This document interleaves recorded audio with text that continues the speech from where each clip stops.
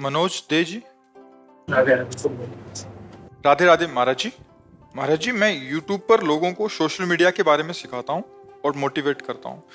महाराज जी, मेरा एक प्रश्न है, ओवर थिंकिंग से कैसे बचें? किसी भी चीज को लेकर बहुत ज्यादा नेगेटिव सोचता हूँ कभी कभी। तो आप क्या सिखाते हैं लोगों को? लोगों को महाराज जी मैं सिखाता हूँ कि मतलब आप YouTube से सोशल मीडिया से रोजगार कर सकते हैं। बच्चा, परम विश्राम जब तक मन को नहीं मिलेगा तब तक ये कभी शांत होने वाला नहीं।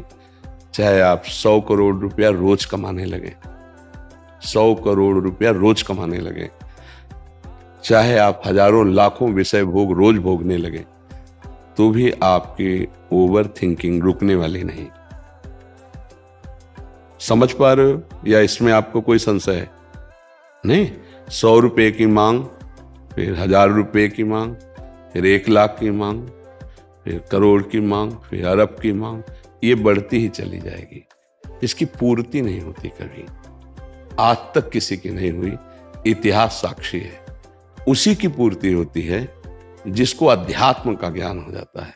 उसके अंदर ये वृत्ति आती है, जथा लाभ संतोष सदा, काहू सो कछु न चाहोंगो, परहित निरत निरंतर मन क्रम, वचन नेम निबहोंगो, कबहू कहो या रहा निरहोंगो। जिसमें हम अपने विचारों पर शासन कर सकते हैं, हम अपने मन को शांत कर सकते हैं। वो रुपया नहीं होता, वो भोग सामग्री नहीं होती, वो अध्यात्म होता है। आप इस बात को स्वीकार करते हैं? जैसे आपका मन कह रहा है कि ये शरीर भोगने को मिल जाए, तो उस शरीर को कोई भोग रहा है, या आपको ही मिल जाए, तो कुछ दिनों बाद आपका मन किसी और शरीर को भोगने की मांग करेगा, फिर किसी दिन और, फिर और ओवर थिंकिंग, ये सोच बढ़ती ही चली जाएगी आपकी, कभी रुकने वाली नहीं। ये रुकेगी तो एकमात्र श्री भगवान का आश्रय लेकर अध्यात्म ज्ञान नाम जप के द्वारा रुकेगी। नाम जप नहीं हो रहा तो चाहे जितना धन कमा ले, चाहे जितनी भोग सामग्री, महाराज ययाति जिनके वंश में भगवान श्री कृष्णचंद्र जी का अवतार हुआ, उनके बड़े पुत्र का नाम यदु था, तो इसीलिए भगवान को यदुवंशी कहा गया। उन्होंने अपने जीवन का परम पावन समय भोग में लगाया। भागवत में उनका चरित्र है, महाभारत में चरित्र है। उनको पत्नी रूप में जो मिली वो बहुत परम पवित्र, अप्सराओं को भी मोहित करने वाली परम सुंदरी देवयानी जी, भगवान शुक्राचार्य जी की पुत्री थी। वो संयोग बना ऐसा कि उनको वो प्राप्त हुई, और बहुत ही गंभीर और सुंदर दासी रूप में उन्होंने वृषपर्वा की पुत्री शर्मिष्ठा को स्वीकार किया। शर्मिष्ठा से भी पुत्र हुए, देवयानी से भी पुत्र हुए। बड़ी कथा में सारांश में केवल बता रहे हैं। देवयानी की शर्त थी कि आपने मुझे स्वीकार किया है तो मैं सर्व सुंदरी हूं और सर्व पूज्य हूं। ये केवल संयोग है, नहीं तो हमारे चरण छूने के लायक भी नहीं हो, क्योंकि वास्तविक ऐसी ही स्थिति। मैं तुम्हें पत्नी रूप में प्राप्त हुई हूं तो किसी की तरफ आंख उठा के नहीं देखोगे, ये शर्त। लेकिन जब शर्मिष्ठा को जो दासी रूप में आई थी, वो यद्यपि वो दासी नहीं थी, ईर्ष्यावश देवयानी जी ने दासी पद में उन्हें रखा था।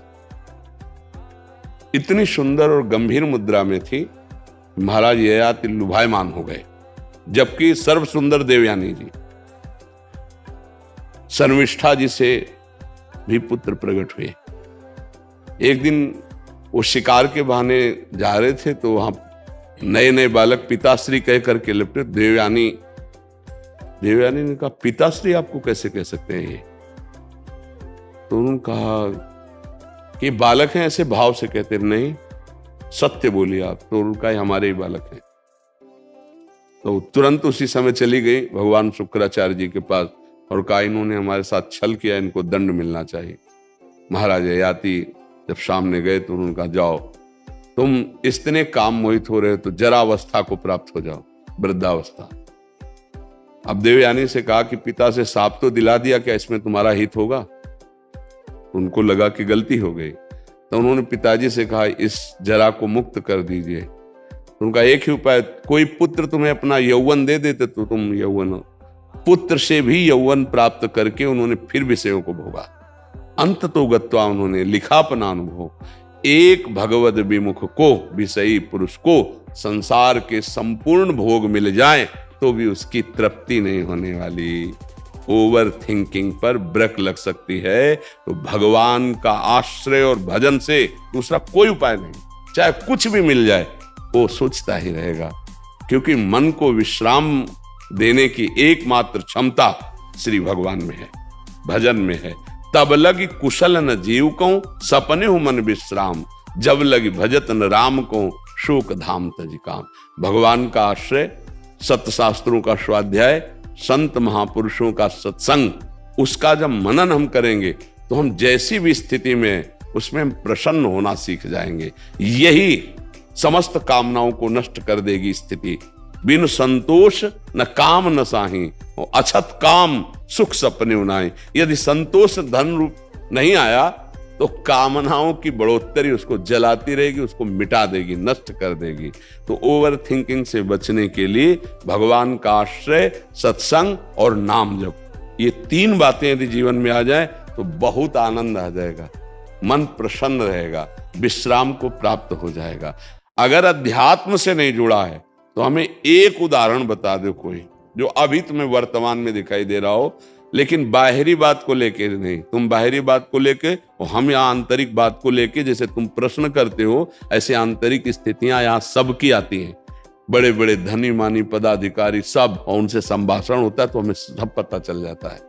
विश्राम उसी को देखा जो भगवान का जितना आश्रय लिए, अन्यथा नहीं। बोलो तुम्हारी दृष्टि में कौन है? जो अध्यात्म की निंदा करते हैं, भगवत मार्ग की निंदा करते हैं, उनको पूरे जीवन में परिणाम दिखाई देगा कि वो ऐसी जगह खड़े मिलेंगे जहां कुछ नहीं है, कुछ नहीं प्राप्त किया जीवन में, सब कुछ होने पर भी बहुत ही घोर अशांति में जीवन होगा। जब आपके मन की ओवर सोच, जो अब ये मिल जाए, ये मिल जाए, ये भोग लूं, ये भोग लूं, और जब उस पर बाधा पड़ेगी तो अब उसको संभाल पाने की योग्यता आप में नहीं रहेगी, क्योंकि अध्यात्म नहीं है। अध्यात्म सबसे पहला पावर प्रकट करता है सहनशीलता, तितिक्षा, जिसे संस्कृत शास्त्रीय भाषा में कहते हैं, और उसका सरल अर्थ है हर परिस्थिति को सहना। ये केवल अध्यात्म में आएगा। सम्मान मिलता है, मेडल मिलता है तो सब फूल जाते हैं, लेकिन जब अपमान और हार होती तो अच्छे अच्छे को रोते देखा गया। ये क्या है? एक पक्ष को, सम्मान को, जीत को, लाभ को, सुख को तो तुमने अपना माना उसे, और जब दुख आया, अपमान आया, हार आई, तब वो ऐसे मुस्कुराते तो तुम्हें पता चलता कि उत्साह संपन्न करना किसे कहते हैं। और वो केवल अध्यात्म से हो सकता, प्रकृति से नहीं हो सकता। इसीलिए अध्यात्म के बिना सही मोटिवेशन स्थायी नहीं हो सकता। सही उत्साह अध्यात्म से मिलता है, जो अपनी इंद्रियों को काबू में करके फिर चले, चाहे गृहस्थ हो चाहे विरक्त हो। इंद्रियां काबू में है, मन तुम्हारे अधीन है, तो विश्व में तुम हर समय विजयी रहोगे। कोई भी द्वंद्व तुम्हें, हार जीत, सुख दुख, लाभ हानि, ये परास्त नहीं कर पाएगा। देखो भगवान श्री कृष्ण जैसा कोई मोटिवेशन करने वाला होगा क्या? वो कह रहे हैं सुख दुखे समय कृत्वा लाभा लाभो जया जयो। ऐ कर्मयोगी, सुख दुख में समान, लाभ हानि में समान, जय पराजय में समान।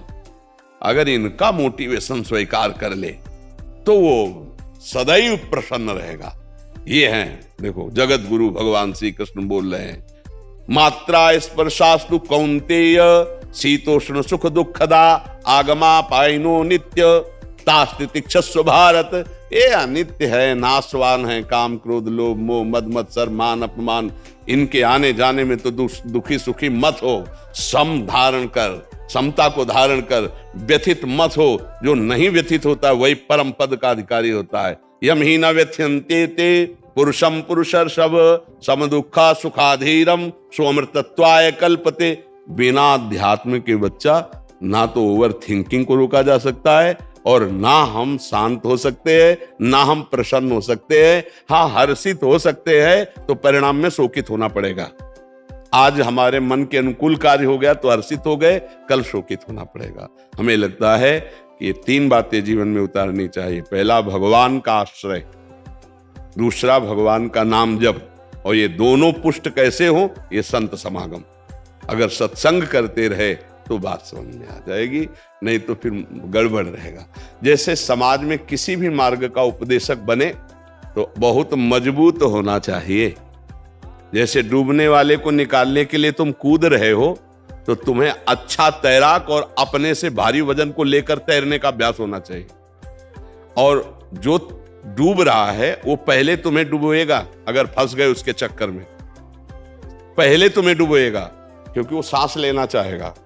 तो बहुत बचा के, तो मोटिवेशन देने के लिए पहले अपने को इतना मजबूत रखना चाहिए कि कोई भी परिस्थिति हमारे उत्साह को ना नष्ट कर दे।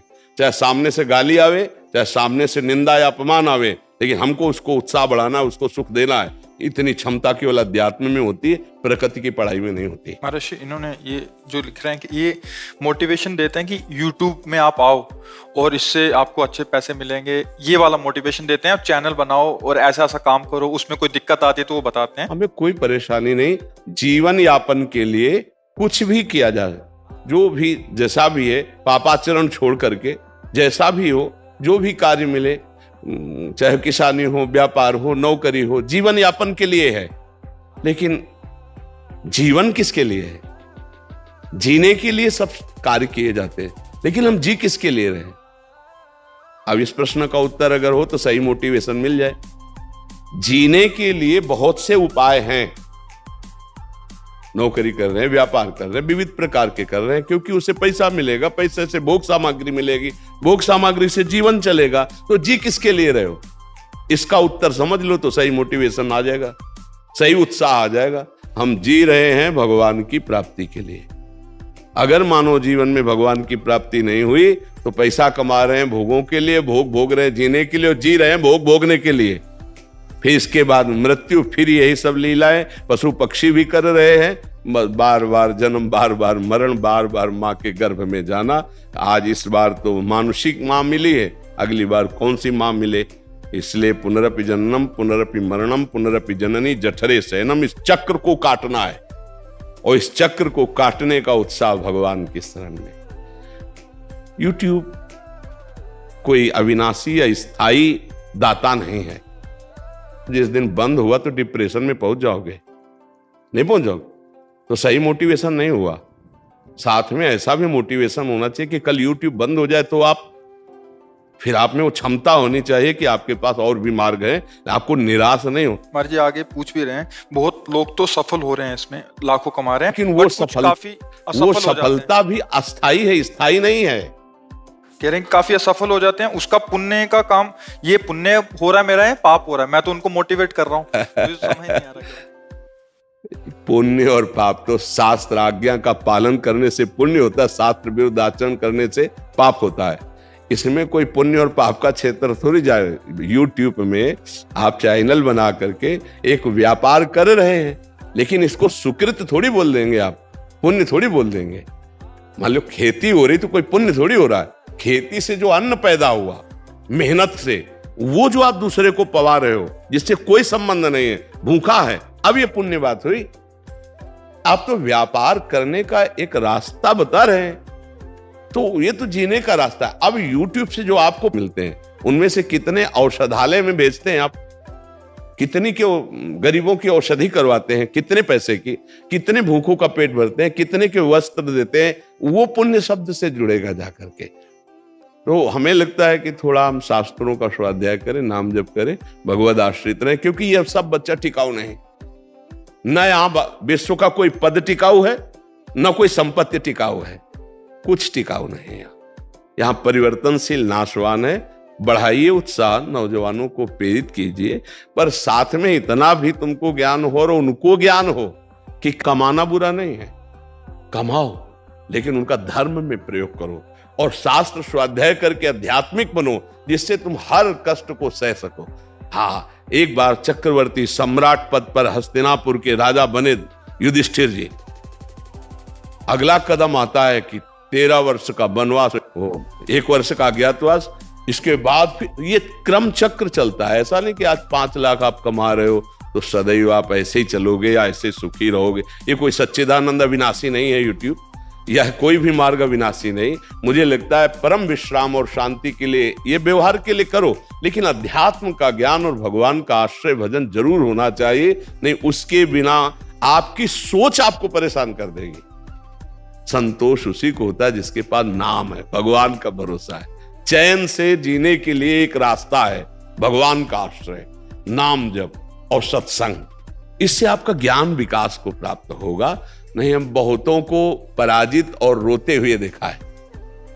जीते मार उछल गए और हारे तो रो दिए। अब उनको कौन रोक पाएगा जब हार का कष्ट सहा जा रहा है, बराबर कोई जीत हो ऐसा नहीं। हमें लगता है ऐसी कला सीखनी चाहिए कि जीत में उछलो मत और हार में रो मत। हारे हैं तो हम जो त्रुटि है उसको समझेंगे और अगली बार जीतेंगे, और जीते हैं तो भगवान की कृपा, इसलिए ज्यादा फूलने की जरूरत नहीं है, क्योंकि हार भी आगे खड़ी है। दिन है तो रात आएगा, रात है तो दिन आएगी। ऐसी हमारे अंदर आध्यात्मिक शक्ति जागृत हो जाए जिसका नाम समता है। अगर समता नहीं तो फिर कोई मोटिवेशन रोक नहीं सकता, तुम्हें परेशान होना पड़ेगा।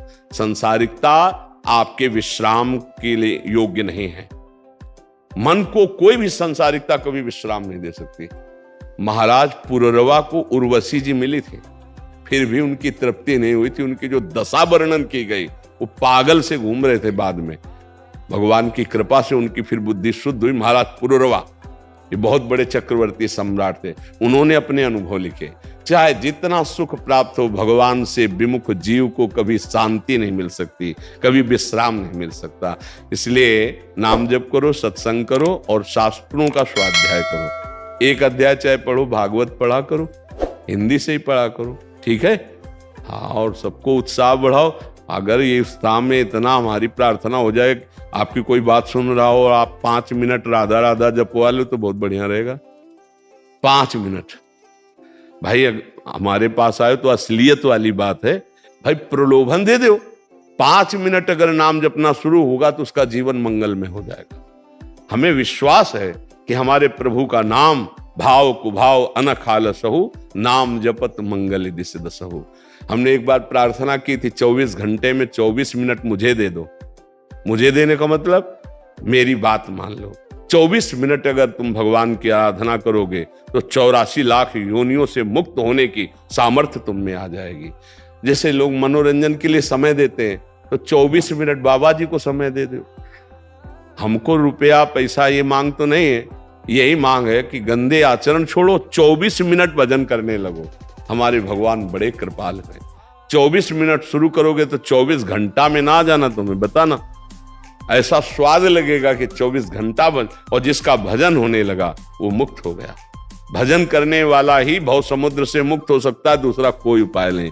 तो एक दिन जाना है यहां से, 5 अरब बैंक में है तो 5 पैसा लेके नहीं जाना है। बड़े दोस्त हैं तो कोई सहयोग ले करेगा, यमदूतों की पिटाई से आपको बचा ले, इतना कोई अंग रक्षक पैदा नहीं हुआ।